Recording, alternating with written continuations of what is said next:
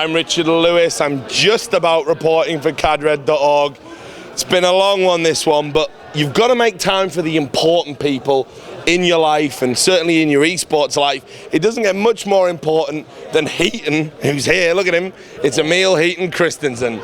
So, dude, it's great to be talking to you again. I think it was like maybe a year ago we last talked. It's been a long time. It's good to meet you again, man. Yeah, always a pleasure.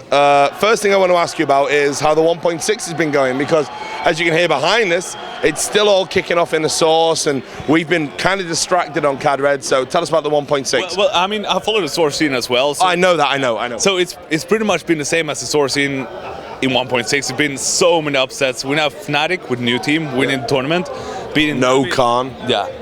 No Karn, but that's because Karn is, I don't know, he's a pretty bad player individually. He was the best in-game leader in the world, really, but he was a horrible player. Even I, that haven't played for a few years, would be better than him, individually, really. Well, that's good. I want to hit you up on this just before we move on. Karn being a bad player, but good in-game leader. Yes. Where do you rate Lurpis? Because he's been bragging about how he's one of the greatest in-game leaders of all time. Do you agree? Yeah, he's a very good in-game leader as well. We're supposed to say no. But no, he is though. But if you look at win fact right now, they're doing so much better than without him. Without him. Yeah, exactly. But I think he's very talented. He has knowledge about the game and everything. But I don't know. They seem to be working a lot better, but without him. I've heard a rumor actually that they're going to go to the next event without him as well. Yeah, I mean, really, how we in fact play this tournament, they have to go out and win the next tournament. If they can continue being top 3, top 4 at the event and playing the same style as they are, I mean, they really should have it in the team. Okay, so back to the tournament in general. Yeah. So we had the whole Fnatic thing, and what else has been going on? Give us the HeatoN summary. Impact has been really impressive, getting third though, beating out both SK and Navi 2-0 in the quarterfinals and semifinals of the win bracket. It's just been fucked up. ESC went out against some Danish team. I know. They were really disappointed, actually. Yeah, I know. I've never seen Pasha look so angry. But the thing was, though, that the Polish guys were fighting after the game. Yeah, they argued really bad. Like, really bad. It looked like some punches were going to be thrown in and everything, like before. And they played the game versus Astralis. Yeah. No, yeah, might be the name, whatever. And you're going back about 10 years, but I like it. Let's say it was Astralis. Yeah, I know what. Yeah, the Danish guys. Anyway. And they lost, and before the game they started fighting a lot. And I mean, if you're going out fighting, you're not gonna have any chemistry, not talking enough in the game. So it's kind of obvious they're gonna lose that game. And Lemon Dogs get to play them after one, but lost versus Navi. So you say you've been following the source scene as well. I mean, you've been enjoying the source line. Have you had time to kind of follow the shocks that have been going on? Like Germans doing well at LAN? I know they're doing very well, together with some UK people though. Well, yeah, I know. Yeah, that must be the reason they're successful. Whatever. Yeah. I actually heard a rumor before I left. Everyone was saying, Richard, you've got to write about how there's this new hack where your mobile phone vibrates if someone's near you on the radar. Really? Apparently. I mean, people. I know, but people don't believe in the Germans. I mean, is that harsh? Is that bullshit? I think it's bullshit, pretty much. I mean, if it's gonna vibrate, you're so close to people all the time when playing CS, and it's like it doesn't matter if you're close to somebody. If mobile starts vibrating, like, oh, I'm gonna be more alert. It's like you're 100% focused all the time when you're in an official game anyway. So I think it's just fucking bullshit. And really, I mean, I think the French guys are very good at this tournament as well. Very good at stealing, apparently. Laptops, apparently. Have you got any thoughts on that? I mean, because like you've been away, like you're one of the few guys I can talk to who's been to more lands than me. And shit, man. I mean, have you ever heard of anything like that? Or like back in the 1.6 days? Not like from a top player. Yeah. I mean, if he's in very games, he's going to be a top player, even though he's like new for this tournament, right? Yeah. And he was probably going to get kicked. Yeah. But it doesn't really matter. You don't do that shit. And I think it's very important that, very games do it the way they do, kick him out. Handled it really well. His flight and everything. They don't want to be part of that. Yeah, but I think this guy should get beaten up, really. No, really. That's just so stupid. That's probably how it would have been dealt with 10 years ago. He's driving the game and seem back for all of us. Who loves season anyway, who loves gaming in any way. It's just, making so much trouble for us stealing that laptop. He should be Yeah, it should be up in the cross right there. The good news for him is he's been banned, because if I had someone like your size saying they wanted to beat me up, I'd be like, nah, I'm out. But I want to talk to you as well about some Source stuff that relates to you specifically, because Heat, as you can see in the background here, Heat Gaming, I mean, I think they did a great job, and it's one of the stories that haven't really been told at the LAN, like the whole Vivendi issue with the Swedish guys. I mean, you really came in and, I'm saying it, not you, but I think you rescued that team. Yeah, I think we so tell everyone about that, because that's a great story. I think actually, I'm first off gonna say I'm very impressed with the game style. They almost beat Mouse Sports. I know. Going into overtime in the second map and losing the third one, it's shit happens. Now they're in the grand finals, but really it's like they had this managed guy who said all the sponsors were fixed for them and blah blah blah, and apparently wasn't, and he was such a dick trying to steal money for himself. And we like the guys because we know them from before as well, and from Heat Gaming we always said that from we started. I remember you back in 30p setting this up. Yeah, exactly. We always said from the start that we're gonna help out esports. For every money we get over, we're gonna help out esports. So we felt like we're gonna sponsor this team to get here, to get trips, hotel, tournament tickets and everything, to help them out. And it was like such a no-brainer for us, because we love those guys. They're great guys. Yeah. And we want to have esports as much as possible, and we're going to do it in the future as well. But it's like right now we're pretty small, but we're helping as much as we can, and I'm pretty proud of that as well. No, I absolutely understand that. I mean, you remember some of those guys from like CGS. I mean, yeah, of course. People forget you were the CGS general manager. Yeah, I mean, I know most of the guys, even though most of them didn't play in my team. I know most of them. They're great guys and everything. And I mean, it feels so good to be able to help them out, though, and they really appreciate it. And I think they did great, even though they didn't get a top placement. To be honest, was so close. Random games. That's how it's been all LAN. Yeah, but that's the difference, I think, between Source and 1.6. 1.6 is more stable, not too many upsets like Source.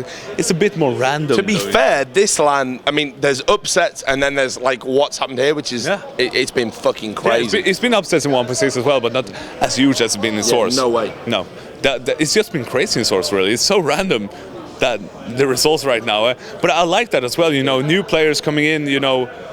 Doing very well as well. New sports stars are being born, and I love that. Right. So let's talk about Global Offensive, since we're talking about Counter-Strike. I interviewed Get Right. I spoke to the Polish about it, unfortunately off camera. They had their own issues to deal with, which is cool. They're great guys. Still love Philip and all of the boys, and especially Pasha. Of course you have to love him, otherwise, I mean, you fucked. Yeah, exactly. You got to. But for a guy like you who's been around, I mean, you were at CS Beta. You've seen Source. You've managed teams in Source. Global Offensive is coming around. What is your opinion about it? What would you change about it? What do you see for the future of Counter-Strike? Well, to be honest, I would change a lot with it right now, but it's going to be the next big thing. It is. Yeah. It is really. If you compare it to, they said they were going to release the open beta after New Year, so the 1st of January. They didn't, because the game was too bad then. I think it was a really good move by them, because if they would have released it back then, it would never have become successful, because when they release the open beta, it's going to be a good game, really. And right now, the change that we've seen since after New Year's Eve, it's been so good. Listen to all the community feedbacks, or most of it at least. Trying to update it, and actually it's very fun. I talked to Forrest and Get Right after they played their show match here, and they said it's like as fun as 1.6. Yeah, I know. Christopher loves it. Yeah. He loves it. Exactly. It's like it looks like Source, whatever, but it's only the graphics that look like Source, because it's built on the same engine. The feeling is more like 1.6 than Source, actually. So I think it's a perfect mixture between the both games, really. And, if you can combine the scenes, it's going to be so huge. All the sponsors going to go in there. It's going to be the biggest FPS game ever, and it's going to be perfect for all of us. It's going to be so many new tournaments, new stars coming up there, and I mean, I think it's like 99% chance that CSGO is going to be very successful, and I hope it's going to be, and I would love to see that as well. I mean, that's the future for CS, really. Even though, some people are saying 1.6 is dying, blah, blah, blah, even though ESL beat the viewers record it did, a few 70K, months back. 70K, yeah. I've heard nothing but that. Exactly, and I mean, we had shitloads of viewers on our stream as well right now. I think it was up to 20K something for Copenhagen games. That's huge as well, but, it needs to move forward for sponsors and media to get interested in it. That's like the main part. Yeah. Even though we love it. Yeah. It has to move forward. Gotta So. get outside And I think actually, when Valve is pushing it, they probably have 1, 2, 3, 4 big tournaments with like $1 million prize pool or something like that. At least.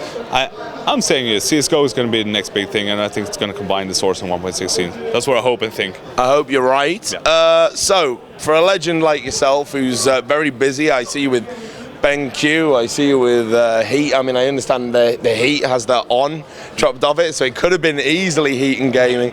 I mean, a legend in the game. What occupies your time? Where are we going to see you next? Because you seem to be so busy. I mean, we're trying to do broadcast, mainly 1.6, because, I mean, I really wouldn't want to commentate the Source game, because I'm not as good as other commentators. Because I think you'd be welcome. Yeah, I mean, I think so as well. I mean, it's been really good feedback when I've done it, but I think there's better people doing it, so it feels kind of bad for me. I want to be more into the game, actually. I mean, Nicholas, Fisco, who's my partner in Heat Gaming, he forced me to play a lot of Source. I've been playing quite a lot lately, but I don't think it's enough though. I'm following in the scene, blah blah blah, but I don't think it's enough for me to be a better commentator than the ones that are out there, and then I don't feel like doing it. It's like 1.6, I feel like I mastered the game and everything, so I want to be commentator for that. So we're going to do that at DreamHack, and we're going to keep on developing product with Zoe Gear and with Heat Gaming, so that's what we're doing. We're going to try to help eSport out as much as possible. This is, I mean, I really think that we're gonna keep on, supporting those guys that we had here, because they're great guys, and if they're gonna keep playing together, we're gonna keep supporting them. I'm sure they will. What about any chance you getting back into management, or perhaps even some sort of HeatoN Academy? I saw a Razer Academy recently where it had like all these great people from esports teaching youngsters how to do stuff.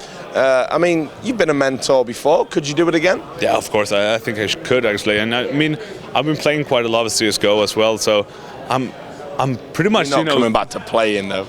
I might actually do that. That's the thing, though. No, that's the thing, though. You should just end the interview there. Really, my best friend is Potty in real life, yeah. and he's playing so much 1.6 right now, and CS:GO as well, and he's feeling like having a comeback. And if he's gonna do it, I'm gonna do it as well. It's simple as that.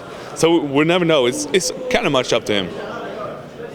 That's what I'm feeling. And then we're gonna have Spawn and everyone on the same You love it. Yeah, I mean, it's gonna be so much fun. I heard Temple might be coming back as well, actually. I mean, that'll be awesome. I'll steal him to my team. He's such a great player. But just final thoughts, because it's always, it's such a privilege to catch up with you on camera and stuff. And I know we talk away from it, but it's always nice when you give the Cadred guys your thoughts. The whole Source 1.6 thing and all the arguing and all the bickering, if anybody can end that argument, it's you. You've been involved in both scenes. What are your final thoughts about it? I think it's going to end with CS:GO. That's my final thoughts about it. I mean, it's going to be the perfect mixture of both games. Both games have their ups and downs, and I think that CS:GO is going to be the perfect mix of it. And we're going to have, all the same players in the same pool for CS:GO, and it's going to combine it. It's going to make it stronger than ever. And I'm really happy. I mean, I'm more than certain that that's going to happen. So I'm very happy about that, and I'm really looking forward to it. Well, look, Emil, always a pleasure to talk to you. I'm going to shake your hand. Say we do know each other, it's not bullshit.